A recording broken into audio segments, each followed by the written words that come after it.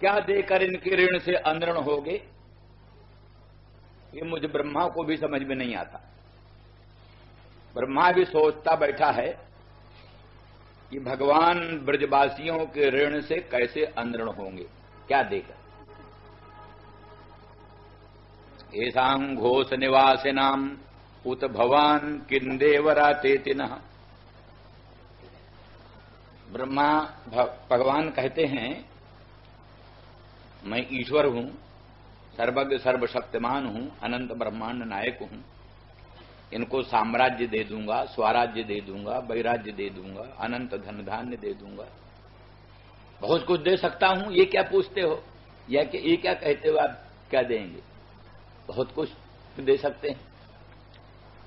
तो इसका उत्तर ब्रह्मा जी देते हैं, विश्व फलात त्वत् सकाशात अपरम फलम किम इति अयत निश्चयम अगच्छत सत में मनोमुह्यति। आप विश्व फल रूप, विश्व फलात्मा, जितना फल है सब आप में अंतर्भुक्त है। जैसे तरंग, बुदबुद, सीकर, बिंदु सब महासिंधु में अंतर्गत है, बिंदु सिंधु में अंतर्गत। ऐसे जितना साम्राज्य, स्वराज्य, वैराज्य, अनंत धन धान्य, ऐन्द्र पद, ब्राह्म पद, वारुण पद, कौबेर पद, इतने ऊंचे ऊंचे वैभव हैं, ऐश्वर्य हैं, वो सब बिंदु। और आप हैं आनंद सिंधु। तो सिंधु में बिंदु अंतर्गत है, बिंदु सिंधु से बाहर कहां। दुनिया का जितना फल है, राजसूय का फल, ज्योतिषोम का फल, वाजपेय का फल, अग्निहोत्र का फल, बड़ी बड़ी उपासनाओं का फल, यही है। कोई ब्रह्मलोक है, कोई रुद्रलोक है, कोई इंद्रलोक है, कोई क्या वरुण लोक है, यही सब है।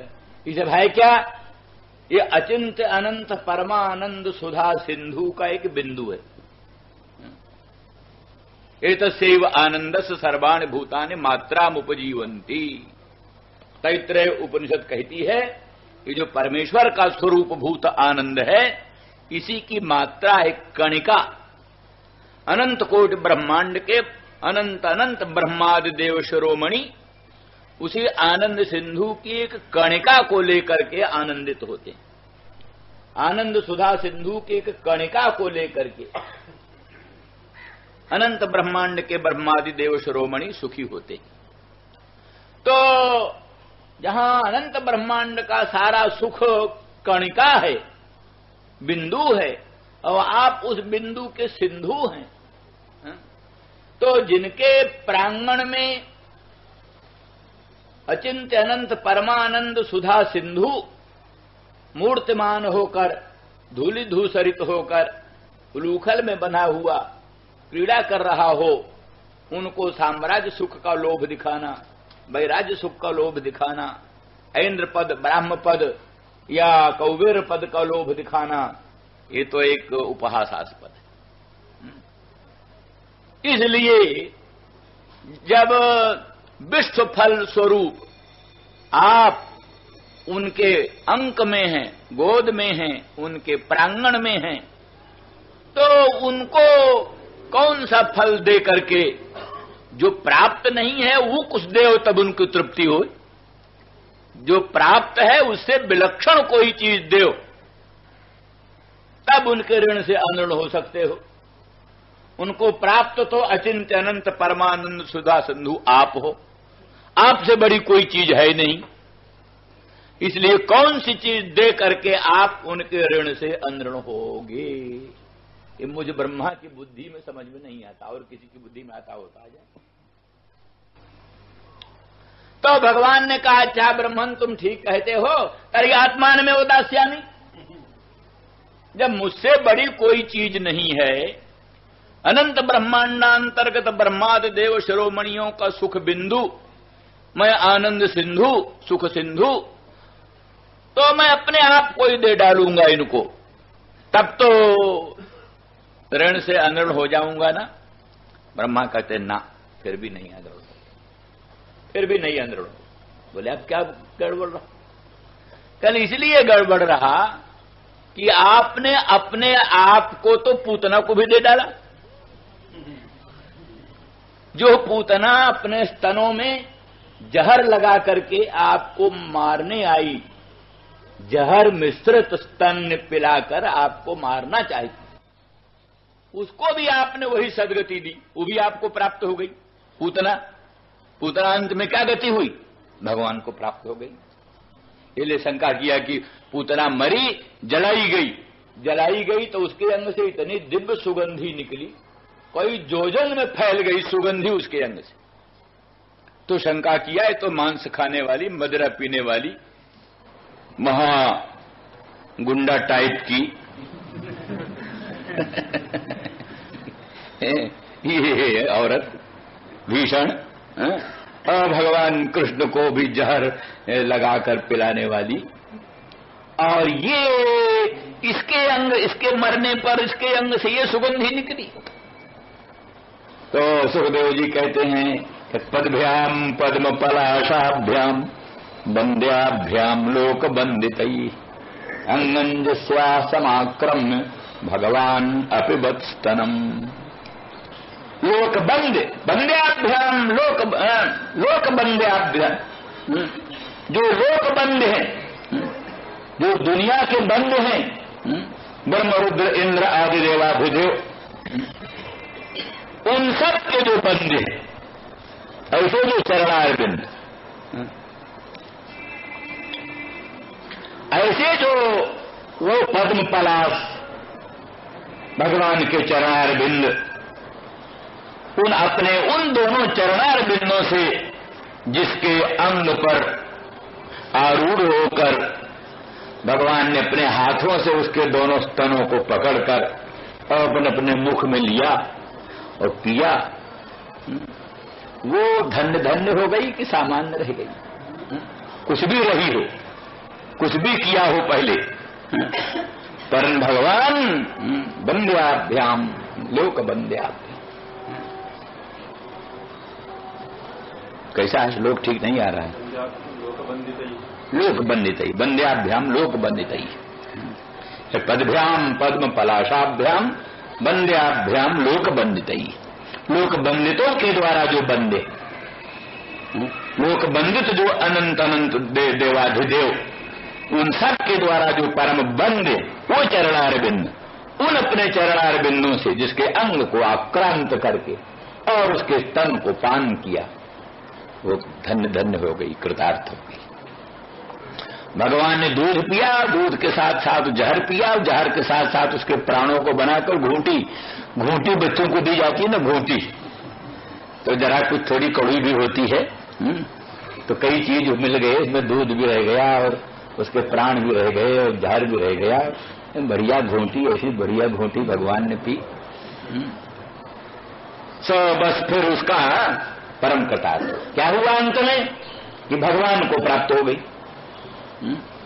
भगवान को प्राप्त हो गई। जो गति धात्री को मिलनी चाहिए, मां को मिलनी चाहिए, जो गति मां को मिलनी चाहिए, वही गति पूतना को मिली।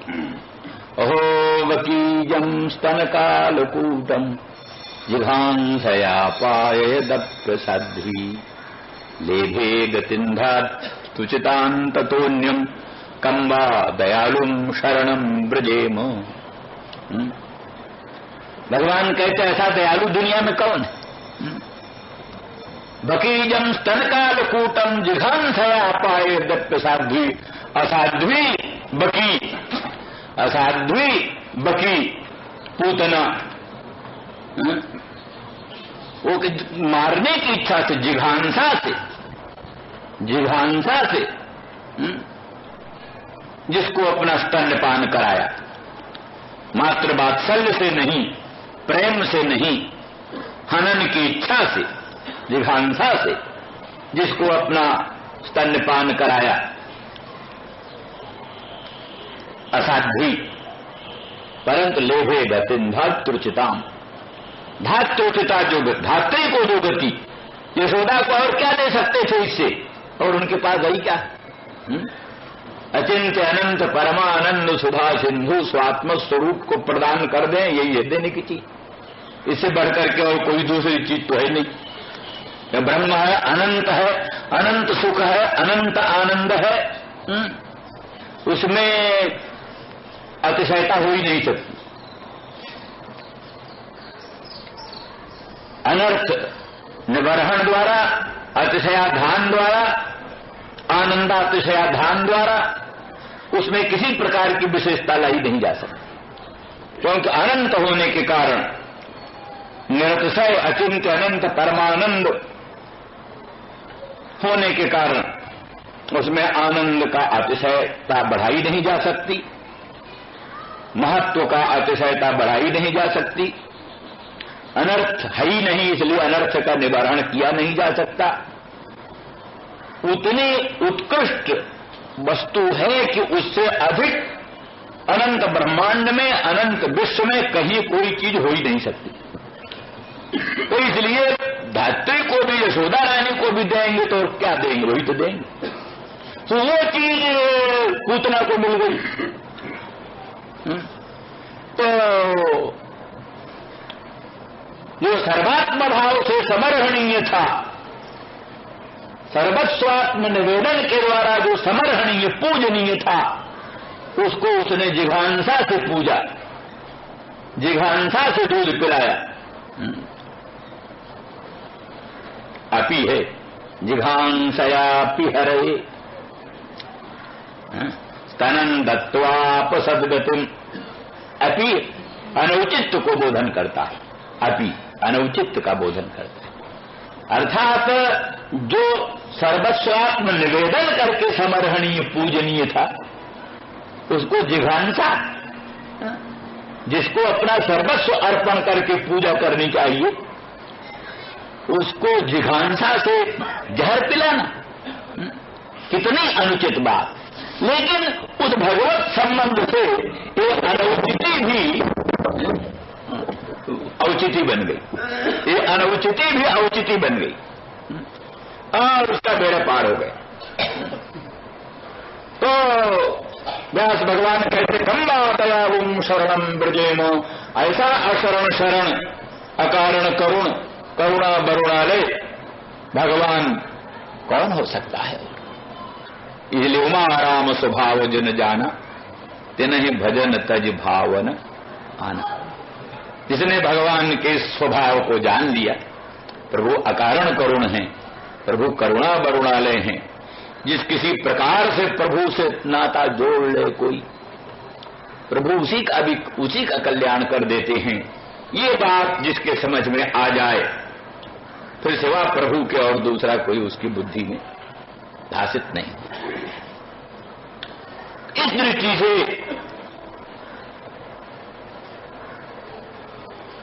मूल मंत्र ये रहा कि ऐसां घोष निवासिनामुत भवान किन देवराते तिनः।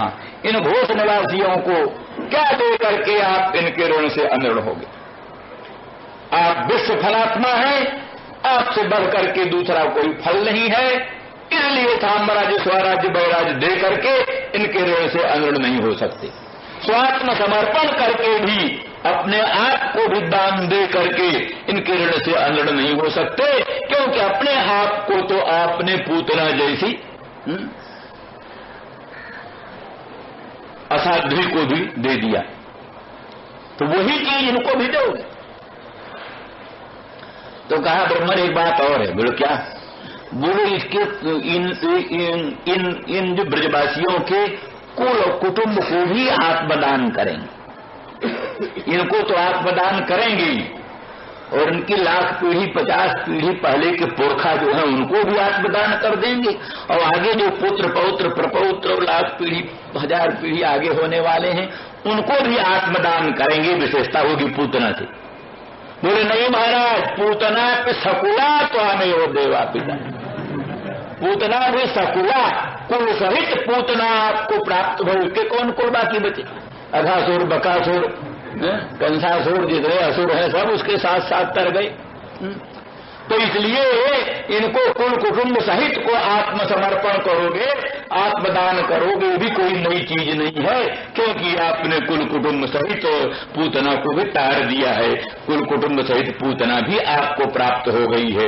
तो वही चीज इनको भी दोगे, जो चीज पूतना को दिया वही चीज इन भक्तों को दोगे।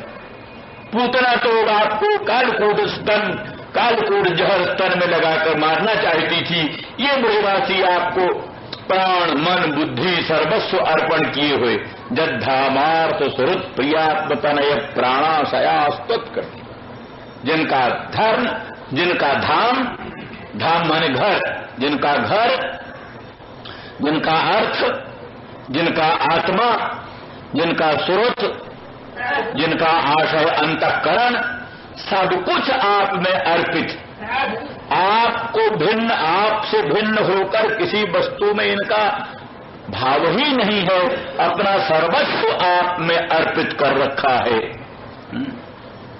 तो जिसने अपना अंतरात्मा, अपना प्राण, अपना सुहृद, अपना सर्वस्व आप में निवेदन कर दिया, उसको भी वही, और जो जिहांसा से आपको मारने आई उसको भी वही। क्या अंधेर नगरी चौपट राज की बात है क्या? टका शेर भाजी, टका शेर खाजा, ये तो नहीं चलेगा।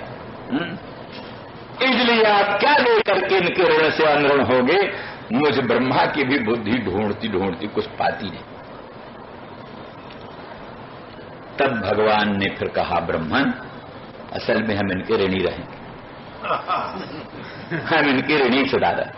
न पारे हम निर्वद्ध संयुजाम सुसाधु कृत्यम विबुधायुषापि वह।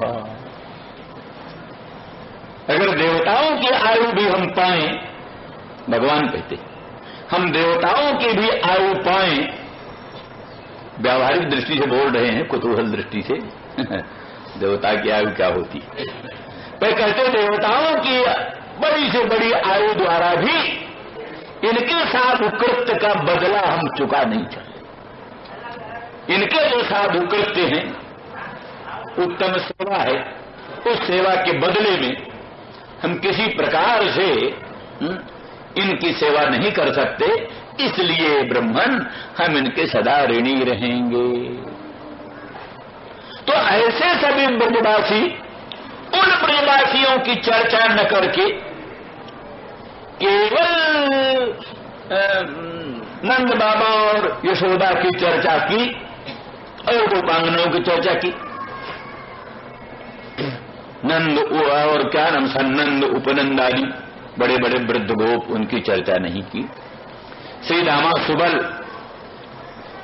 मनसुखा आदि अपने सखाओं की चर्चा नहीं की, गायों की चर्चा नहीं की, बछड़ों की चर्चा नहीं की, वृंदावन धाम के तरुलता गोलों की चर्चा नहीं की, यमुना नदी की चर्चा नहीं की, गोवर्धन आद्रि की चर्चा नहीं की। ये सब और चर्चा न करके केवल दो, ये क्या मामला है? तो इसका समाधान ये है कि वस्तु दृष्टिया ये है कि ब्रज में 3 प्रकार का प्रेम है। ब्रज में 3 प्रकार का प्रेम है। एक तो प्रेम है उत्कंठा प्रधान प्रेम, जिसमें उत्कंठा की प्रधानता, उत्कंठा प्रधान प्रेम, और एक विश्रंभ प्रधान प्रेम, विश्रंभ प्रधान प्रेम। विश्रंभ माने अत विश्वास, अत विश्वास को विश्रंभ कहते, विश्रंभ, विश्रंभ प्रधान प्रेम। और दूसरा विवेक शून्य, विवेक अविवेक प्रधान प्रेम, अविवेक की प्रधानता जिसमें, अविवेक की प्रधानता जिसमें है ऐसा प्रेम, उत्कंठा की प्रधानता है जिसमें ऐसा प्रेम, विश्रंभ अत्यंत विश्वास की प्रधानता है जिसमें ऐसा प्रेम। 3 प्रेम, उत्कंठा प्रधान, विश्रंभ प्रधान, अविवेक प्रधान, 3 तरह का प्रेम। तो संदेश केवल उत्कंठा प्रधान प्रेम वालों को देना, उत्कंठा प्रधान जो प्रेम है, जिनका प्रेम उत्कंठा प्रधान है, उन्हीं को संदेश देना है। जिनका प्रेम जो है अविवेक प्रधान है, ऐसा प्रेम उनका उत्कट है कि कोई विवेक ही नहीं, कहाँ का संसार, कहाँ का जगत, कहाँ का वृंदावन, कहाँ का मथुरा धाम और कहाँ का भगवान का वनगमन, कुछ नहीं। एक जो भगवान श्री कृष्णचंद्र परमानंद कंद के मंगलमय मुख चंद्र का दर्शन किया, पादारविंद की नखमण चंद्रिका का दर्शन किया, अंग प्रत्यंग का सौंदर्य माधुर्य सौरस सौगंध का समास्वादन किया, उसी में उनकी अंतरात्मा तल्लीन हो गई। अब बाह्य विवेक कुछ नहीं। ऐसा प्रेम किनका है? गायों का, बछड़ों का, पशु पक्षियों का, तरुलताओं का, गुलमों का, ऐसा ही प्रधान है। एक बार जो उन्होंने भगवान का दर्शन किया, भगवान के मुखचंद्र का दर्शन किया, नखमण चंद्रिका का दर्शन किया, दिव्य उनके अंग के सौंदर्य माधुर्य का रसास्वादन किया, उसी की भावना से भीतर बाहर मन बुद्धि अहंकार सब प्रभावित हो गया। अब आगे विश्व का विवेक खत्म हो गया। अब उनको संदेश देना मानो फिर से उनके उस प्रेम को जगाना, अनावश्यक। उनको संदेश देना अनावश्यक। दूसरा प्रेम विश्रंभ प्रधान प्रेम। विश्रंभ प्रधान प्रेम किनका है? श्री दामादि सखाओं, भगवान के जो ग्वाल बाल हैं, श्री दामादि सखा हैं, उनका विश्रंभ प्रधान प्रेम। इस विश्रंभ प्रधान प्रेम में अपनी निष्ठा में अडिग विश्वास, उनको भगवान का दर्शन होता रहता। इस उत्कट प्रेम की ये महिमा है कि भगवान का साक्षात्कार होता रहता अपने आप। उनको मथुरा जाने की जरूरत नहीं, जहां है वहीं उनको भगवान का साक्षात्कार हो रहा है, विश्रंभ प्रधान प्रेम वालों को। इसलिए वो सुस्पष्ट रूप से भगवान का दर्शन करते हैं, भगवान से वार्तालाप करते हैं, भगवान को संबोधन करते हैं, भगवान उनके प्रश्नों का उत्तर देते हैं। पूरा वो उनके लिए परम विश्रम है कि भगवान वृंदावनम परित्यज्य पादमेकं न गच्छति, वृंदावन धाम को छोड़ करके एक पग बाहर कहीं धरते ही नहीं। हमारे पास कृष्ण सदा हैं, सदा ही मिलते रहते हैं, सदा ही उनके प्रेम में निमग्न हैं। तो उनको भी संदेश देना बेकार, एक प्रकार का संदेह पैदा करना, निसंदेह में अखंड विश्रंभ में एक संदेह पैदा करना है। मानो कृष्ण मथुरा से संदेश भेज रहे हैं, भैया भैया हम आएंगे, तुम घबराना नहीं। ये उनके विश्रंभ में उल्टा बाधा डाली, इसलिए उनको संदेश कहने की जरूरत नहीं। वो विश्रंभ प्रधान में प्रतिक्षण भगवान का दर्शन करते हैं, भगवान का अनुभव करते हैं, भगवान का संबोधन करते हैं, उनका वचन श्रवण करते हैं। उनको कभी भी प्रयोग की कल्पना ही नहीं, इसलिए उनको संदेश देने की आवश्यकता नहीं। विश्रंभ प्रधान प्रेम, गोपांगनाओं का प्रेम और नंद रानी और यशोदा का प्रेम उत्कंठा प्रधान प्रेम। उत्कंठा प्रधान प्रेम, उत्कंठा प्रधान प्रेम का रूप ये है कि भगवान का दर्शन करने पर भी विश्वास नहीं होता दर्शन हो रहा कि नहीं हो रहा।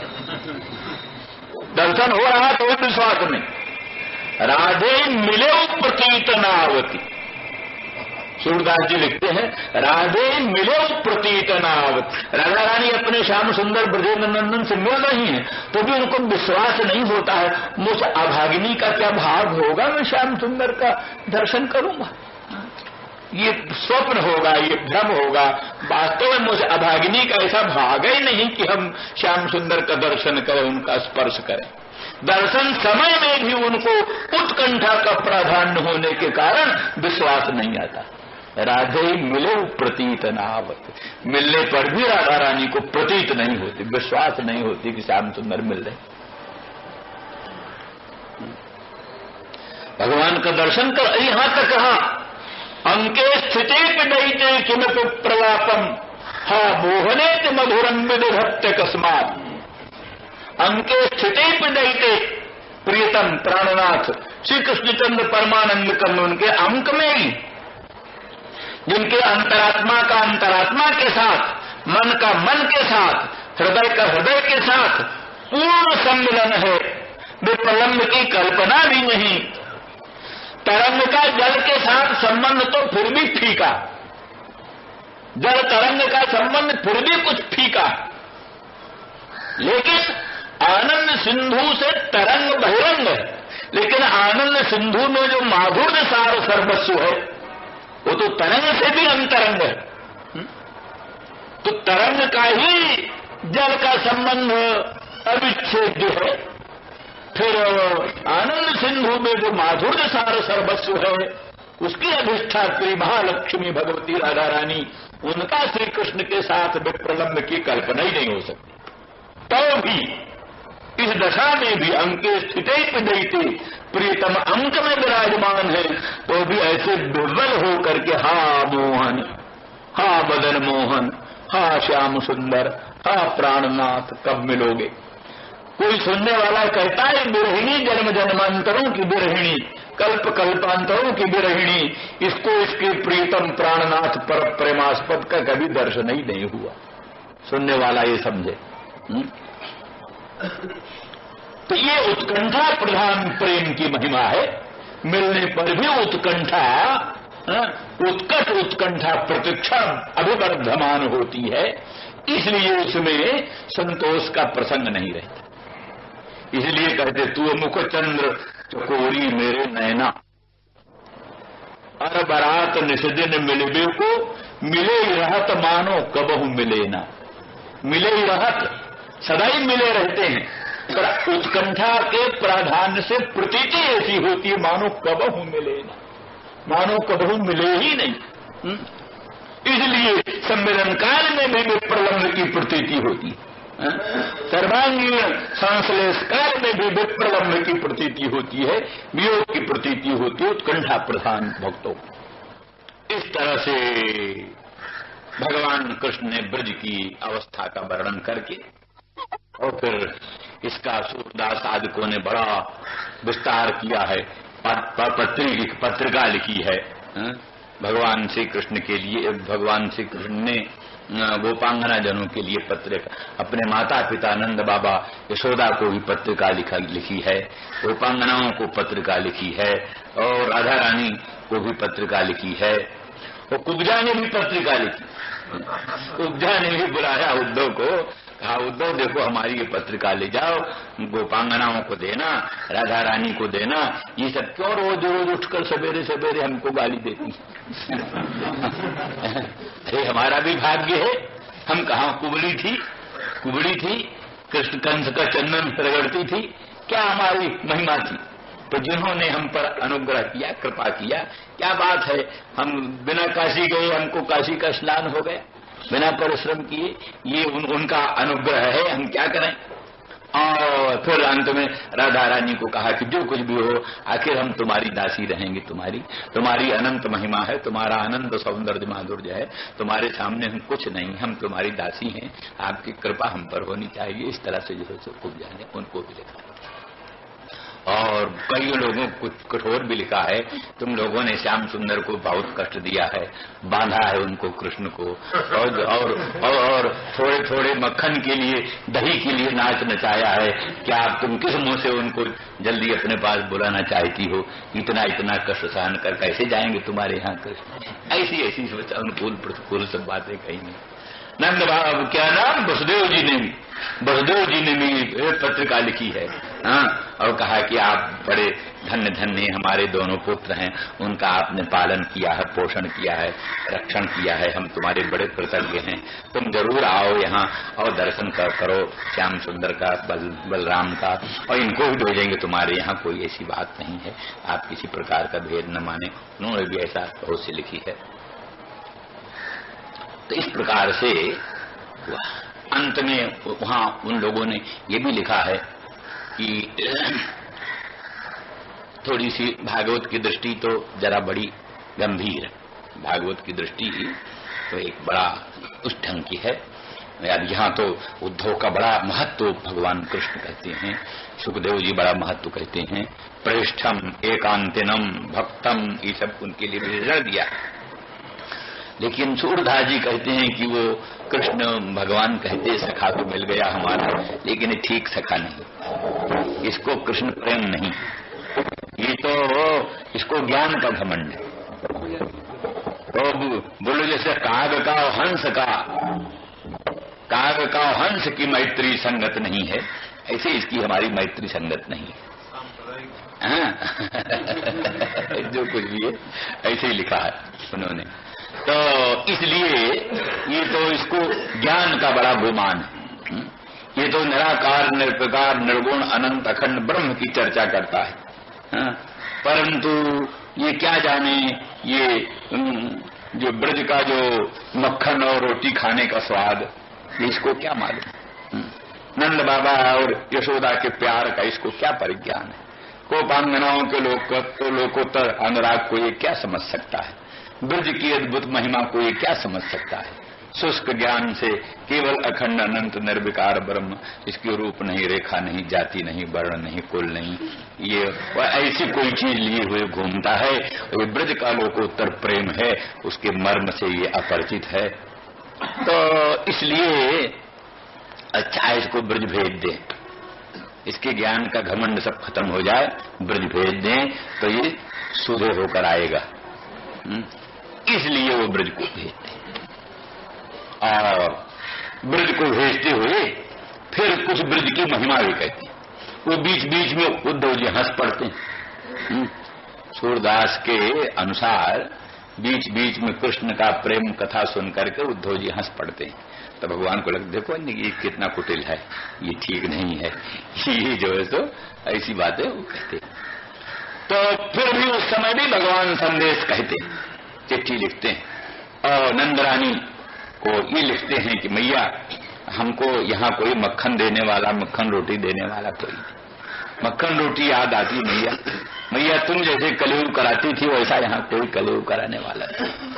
मैया ये वसुदेव देवकी कहते हैं कि तुम हमारे पुत्र, लेकिन वास्तव में हम उस पर विश्वास नहीं करते, हम तो तुम्हारे पुत्र हम तो तुम्हारे पुत्र।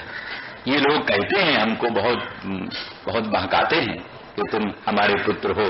कंस के भय से तुम्हारा पोषण पालन करने के लिए हमने तुमको नंदगृह में भेज दिया था, लेकिन हमको उस पर विश्वास नहीं आता।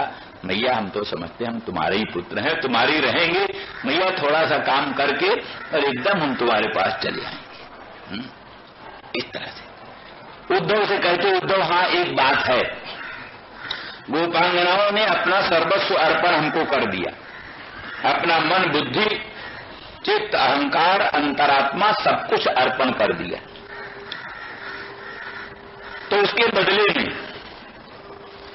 ब्याज के रूप में जैसे किसी ने अपना सब धन किसी धनवान मालिक के यहां अर्पित कर दे, तो वो मालिक उस धन के ब्याज रूप में कुछ जीवन निर्वाह के लिए देता रहता है, ब्याज के रूप में, ब्याज में सूद। तो ऐसे गोपांगनाओं ने अपना सर्वस्व अर्पण कर दिया, अंतरात्मा अंतःकरण प्राण धन सब कुछ। उसके ब्याज में हमने उनको सालों की मुक्ति देना चाहा, नहीं लिया। सामीप्य मुक्ति देना चाहा, नहीं लिया। सारूप्य मुक्ति देना चाहा, नहीं लिया।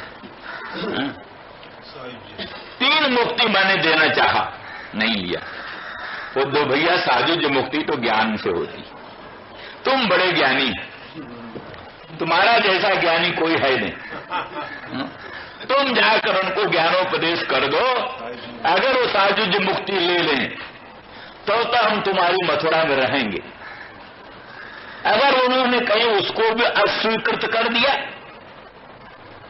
ज्ञान द्वारा प्राप्त होने वाली साजुज मुक्ति को भी अगर उन्होंने अस्वीकृत कर दिया, तो उद्धव मैं सत्य कहता हूं, सब तुम्हारा मथुरा उथुरा छोड़ करके जा करके ब्रज में मैं तो गाय चराऊंगा और गोपांगनाओं के साथ। ये सब सूरदास जी ने लिखा। केवल वहां गाय चराऊंगा, ब्रज में रहूंगा, ये तुम्हारा राजपाट सब तुम्हारे जिम्मे तुम जानते। हाँ, अगर वो तुम्हारा ज्ञान ले करके साधु जी स्वीकार कर ले तो ठीक है, फिर यहां रहूंगा। इस तरह से बहुत प्रकार का संदेश। ये भी कहा, भैया मेरी बांसुरी की रक्षा रखना, मेरा श्रृंग, मेरे खिलौने, मैं बहुत जल्दी आऊंगा, मेरे खिलौने सुरक्षित रखना, मेरी बांसुरी सुरक्षित रखना। भैया कहीं देर से देर राधा आकर मेरी बांसुरी न उठा ले जाए, तुम पूरी सुरक्षा रखना मेरी बांसुरी की। इस प्रकार से बड़े विश्रम्भ पैदा करने वाले, विश्वास पैदा करने वाले कि मेरा लाला बहुत जल्दी आएगा, शीघ्र आएगा, घबराने की बात। इस प्रकार का संदेश लिखित भी दिया, कहा भी, और बार बार उसमें लिखा है कि उद्धव को भगवान ने अपना भूषण पहनाया था, अपना अलंकार पहनाया, अपना वस्त्र पहनाया, पीतांबर, अपना ही रथ दिया, अपने घोड़े दिए, पूरा श्री कृष्ण अपना स्वरूप बनाकर, अपना वेश बनाकर, अपना ही सा बना करके उद्धव को ब्रज में भेजा। तो उद्धव जो है सो भागवत के अनुसार भगवान का भर्ता, भगवान भर्तुरादेश मादाय, भर्ता का आदेश, अपने स्वामी भगवान कृष्ण का आदेश। सूरदास जी भक्त हैं, जो कुछ कहें सब मान है, स्वरूपधारी है, लेकिन भागवत की दृष्टि से वास्तव में उद्धव ज्ञान गुमानी नहीं थे, ज्ञान का उनको कोई घमंड नहीं था। सच्चा ज्ञान होने पर घमंड होता ही नहीं, तब तक सच्चा ज्ञान नहीं होता तभी तक घमंड रहता है। ज्ञान मान जहां एको नहीं, ज्ञान वही होता है जहां मान नहीं।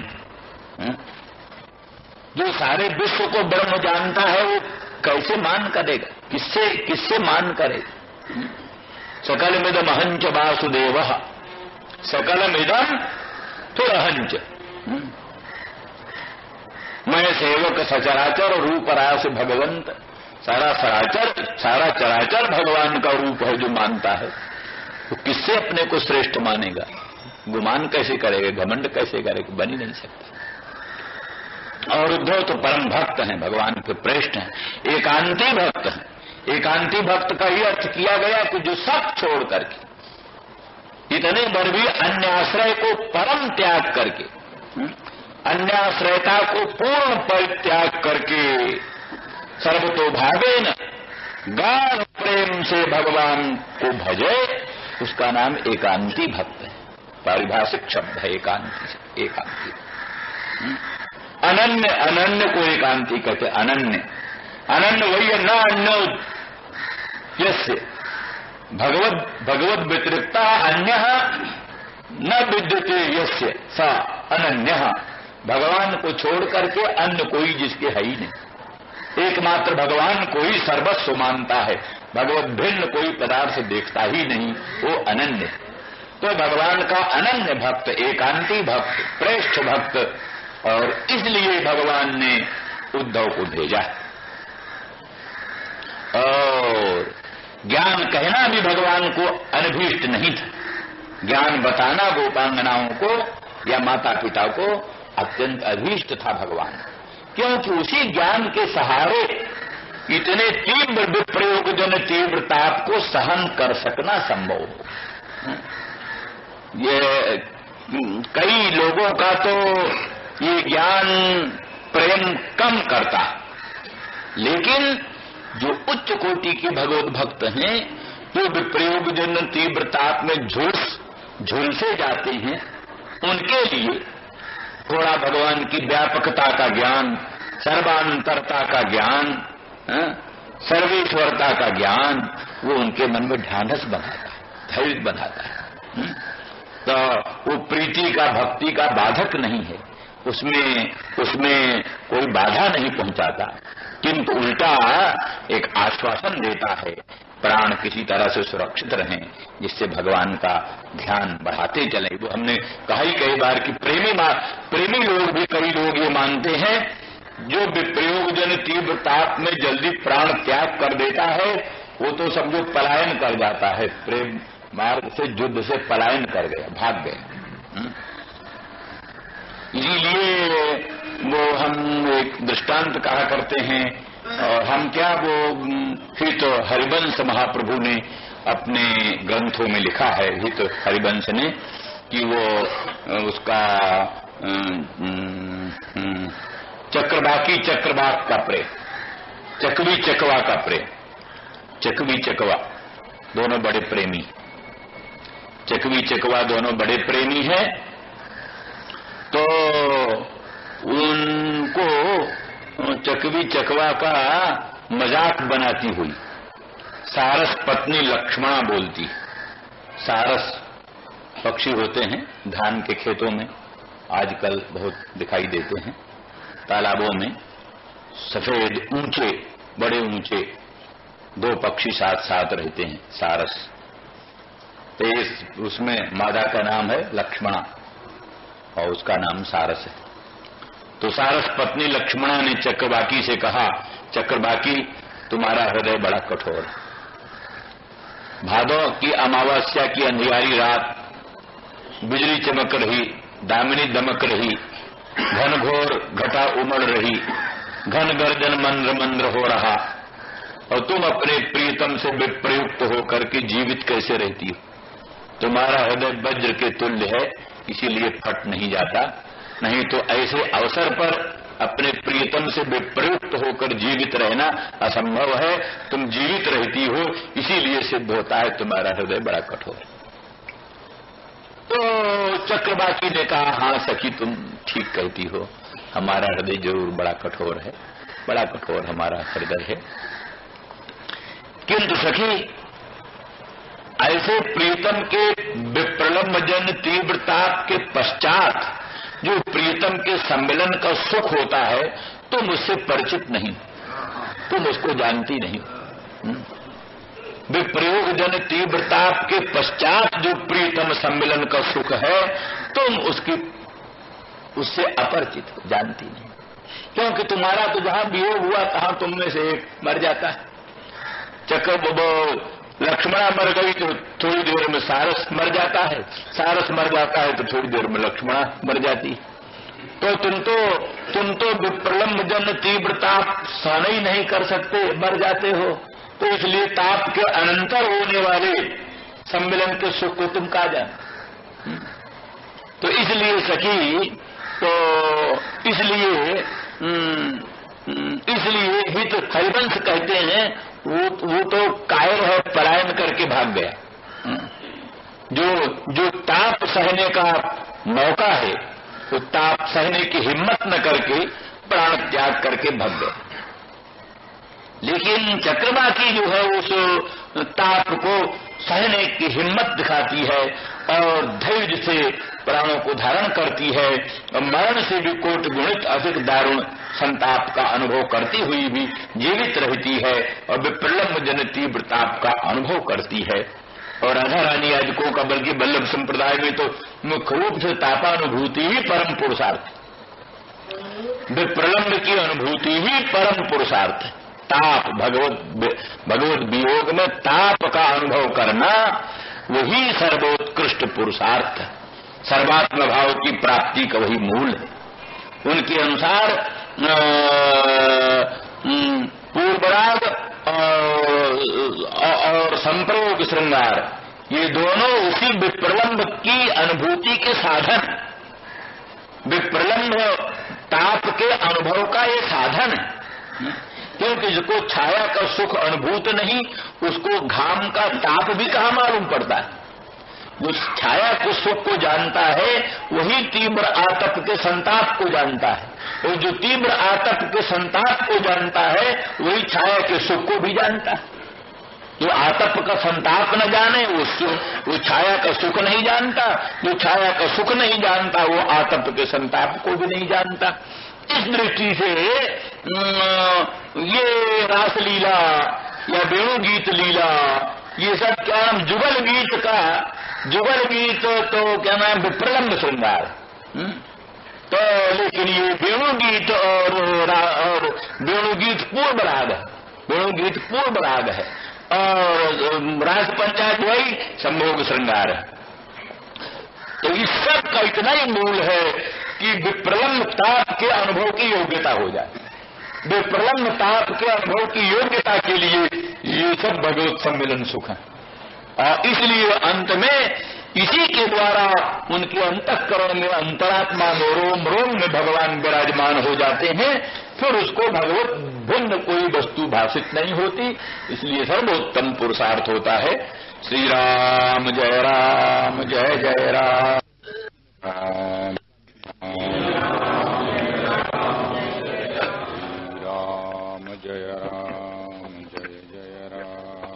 रथमारुह्य प्रजजौ नंद गोकुलम। इस तरह से भगवान श्री कृष्ण ने संदेश दिया तो बड़े आदर के साथ भर्तुः संदेशम आदाय, भगवान कृष्ण को उद्धव वैसे तो खानदानीय थे, कृष्ण के पिता वसुदेव जी के भ्राता जो थे देवभाग, उन देवभाग के ही पुत्र उद्धव थे, इसलिए चचेरे भाइये। तो भी श्री कृष्ण के प्रति उनकी अनन्य भक्ति, श्री कृष्ण को ईश्वर मानकर, परमेश्वर मानकर उनमें वो भक्ति करते हैं, इसलिए उनको अपना भर्ता, स्वामी, मालिक मानते हैं। इसलिए भर्तुः संदेशम आदाय, भर्ता माने स्वामी श्री कृष्णचंद्र परमानंद कंद भगवान का संदेश बड़े आदर के साथ ग्रहण करके रथ मारुह्य प्रजजौ नंद गोकुलम, रथ पर आरूढ़ होकर के और नंद के गोकुल में गए। प्रजजौ नंद गोकुलम प्राप्तो नंद ब्रजम श्रीमान निम्लोचति विभावसौ। यद्यपि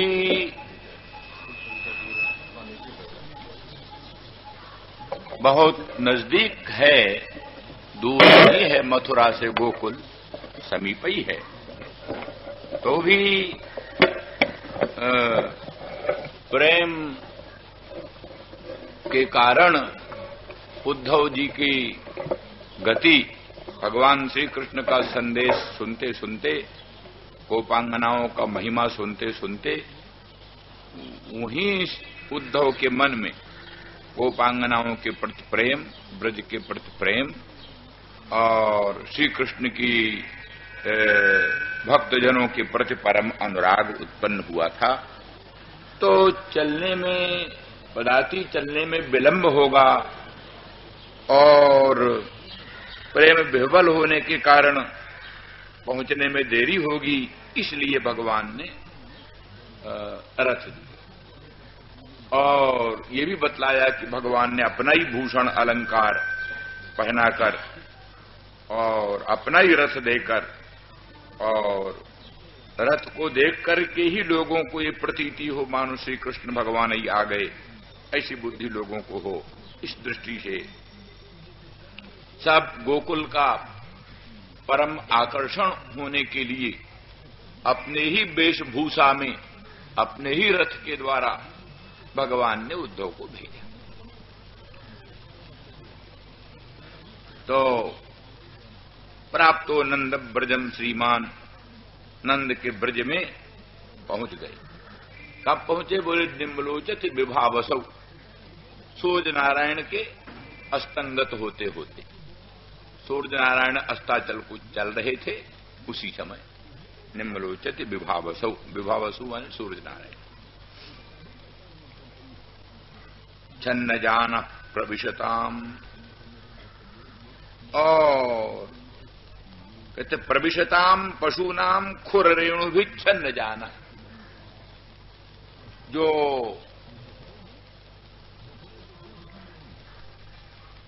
गाय आदि, गाय बछड़े आदि पशु हैं, वे सायंकाल के समय ब्रज में प्रवेश कर रहे हैं। वन से आए, अरण्य से आए हैं चर करके। सायंकाल गाय बछड़े वत्सक सभी वन में घास आदि चर करके और